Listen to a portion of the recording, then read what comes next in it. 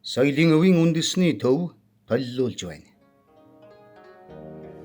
Сэрвэн хаалганы бичээс.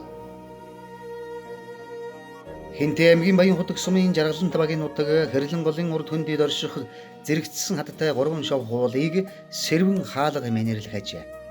Тухайн улсын баруун талын шав хөндөрийн энгэрт хоорондоо 20 метрийн зайтай орших 2 том боржин хадны наран зүгт харсан тэгш гадаргуу дээр 9 мөр хятад бичээс, 9 мөр зөрчил бичээс зэрэг эртний бичиг үсгийн дурсгал оршино.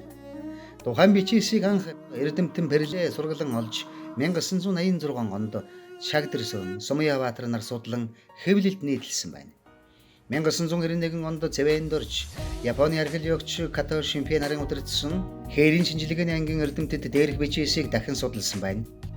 Эрдэмтэн Като Шимпэ баруун талын хаданд байгаа зөрчил бичээсийн эхний мөрдөө их төвийн Алтан улсын Огяжошо гэсэн хэрэгэм зэргийн нэр, Алтан улсын түүхэнд Он Янг Чангшан гэж тааралддаг монгол хэлний Вангийн Чиншан гэдэгтэй тохирно хэмээгээд мөн бичээсний 8 дугаар мөрдөө Мэйшүүгийн 7 дугаар он гэсэн үсэг байгааг тайлж уншжээ. Ихэнх хэсэг нь ховхорч унсан зүүн талын хадан дах хятад бичээсэн эхний өгүүлбэр нь их төвийн Алтан улсын хааны баруун гарын түшмэл Вангийн Чинсан цэргээ удирдан татарыг сөнөөхөр Одвой гэсэн бол сүүлийн 2 мөрт нь дайн дуусаж цэргээ татсан он сар болохыг тайлсан байна. Судлаачид сэрвэн хаалганы хятад зөрчил бичээст өгүүлэгдэх утга санаа он цаг нь Монголын нууц товчооны 132-133 дугаар зүйлд өгүүлэгдэх улс голын байлдааны үйл явдал буюу 1196 онд Алтан улсын цэргийн жанжин Вангийн Чинсан татарын мэгүүжин сүлдтэй байлдахад Тэмүүжин эртний өсөө татаруудыг дайралцахад